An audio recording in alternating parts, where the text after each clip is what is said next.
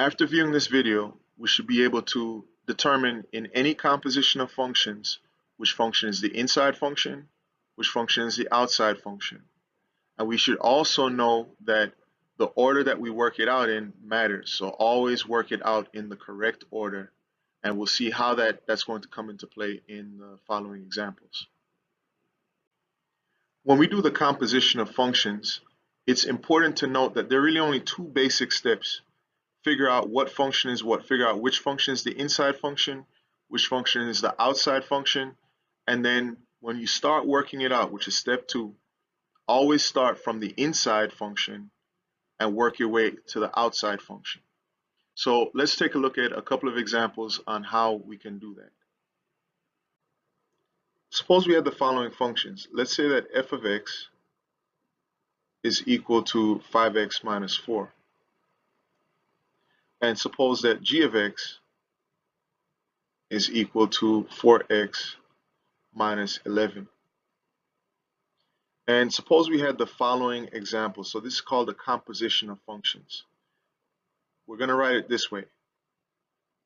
It looks like fog, but it isn't. So what we're actually talking about is a composition of f composed with g of 3. What we have to know about this is, first of all, that the one on the farthest left, we're going to call this the outside function. We always want to identify that first. And the one closest to our x value is called the inside function. Why that's important is because that tells us another way that we can write this is as a composition where f is outside and g is inside. So this is the same as f of g of 3. So remember, step 1 in any composition of functions is always going to be identify what's the inside function, what's the outside function, and rewrite it if possible. So our second step is actually to work it out. And we're going to work it out from the inside out.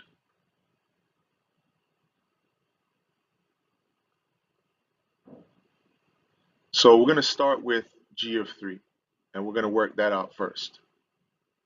So notice that g of x is what we have here. So if g of x says whatever we input, we're going to have to multiply by 4 first and then subtract 11. So we're going to say that right here, we're inputting 3. So we're going to multiply by 4 and then subtract 11. 4 times 3 is 12. We subtract 11 from that, and that's going to be 1. So in other words, we did all this work and we found out that g of 3 is the same as 1. So remember what we had over here. This is what we are trying to work out. We're trying to work out f of g of 3. But remember, g of 3 is 1. So what we have here is the same as f of 1. So what do we have left to do? Well, we have to figure out what f of 1 is. So f of 1, remember that this is our function f. So we're going to substitute 1 for all of our x's and work that out. So f of 1 is the same as 5 times 1, then subtract 4. So this is going to be 5 times 1 is 5. Subtract 4 from that is going to give us 1.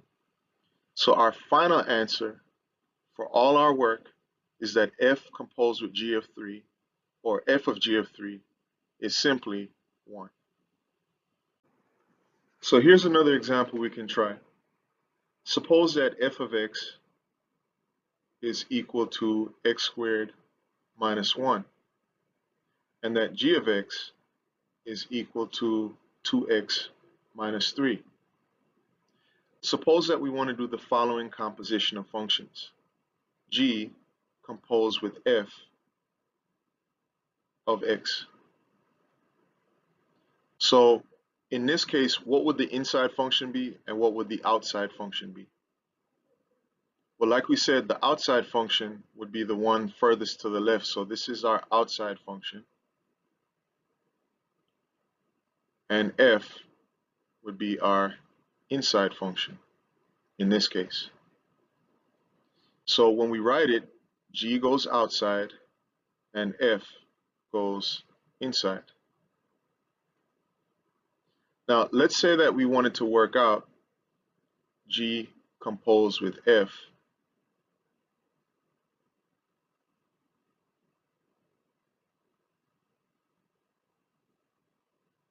of 2.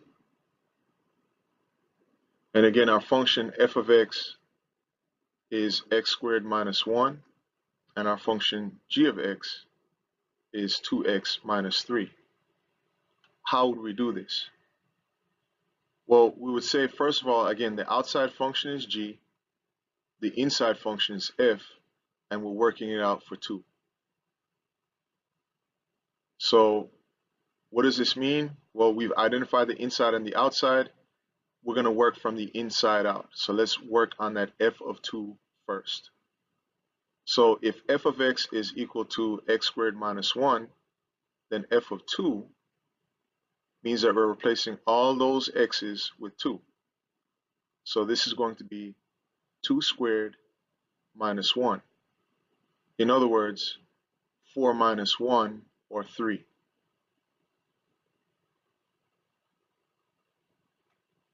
So g of f of 2 is really the same as g of 3.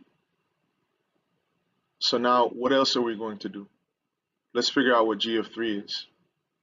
So if g of x is 2x minus 3, then g of 3, we're just replacing all of our x values with 3. So that would be 2 times 3 minus 3. Of course, we know this is 6 minus 3, and that's 3. So our final answer here is just going to be 3.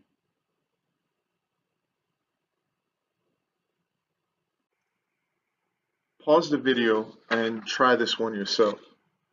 So we're going to start with two functions. First of all, f of x is equal to 2x minus 3. And then g of x is equal to x plus 1. And what I want you to work out, let's first start with f composed with g of negative 3. So again, pause the video, see if you come up with the same answer that I come up with. Okay, so let's work this out. Our outside function is going to be f, and our inside function is going to be g. So when we rewrite this, it's going to be f of g of negative 3.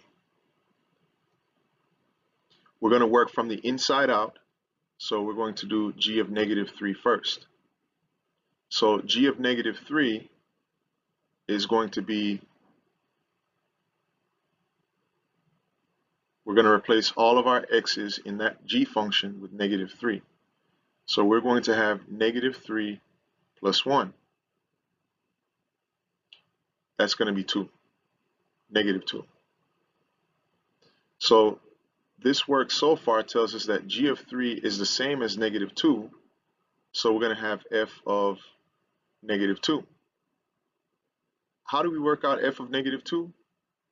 We're going to replace our x's in that function f with negative 2. So this is 2 times negative 2 subtract 3. This is basically the same as saying negative 4 subtract 3, or negative 7. So our final answer for all of our composition is simply just going to be negative 7.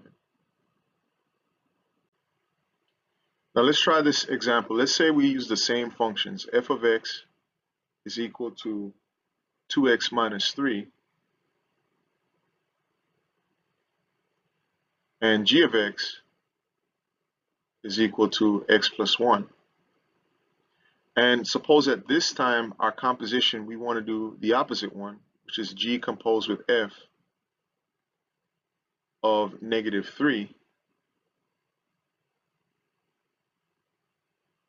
Pause the video and try this one yourself. Well, some of us may have thought that the answer would be exactly the same as what we just got, but let's go ahead and work it out anyway. G would be our outside function, F would be our inside function, and so we would write this as G of F of -3. So let's work from the inside out.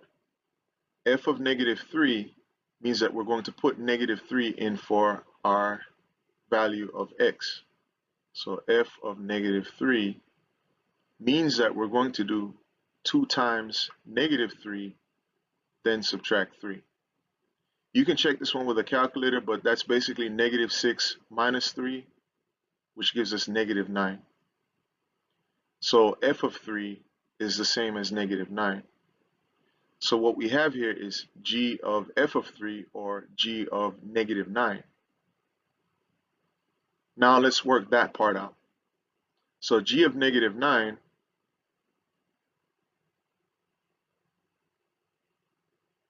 is equivalent to G of negative, let's try that again. G of -9, we're replacing all of our x's with -9, so that's going to be -9 plus 1, or just -8. So our final answer for everything is basically just going to be -8. So the idea here is that when we do the composition of functions, notice that the answer we got for G composed with F was not equal to the answer for F composed with G. That's only going to happen under certain special circumstances that we'll talk about on another occasion.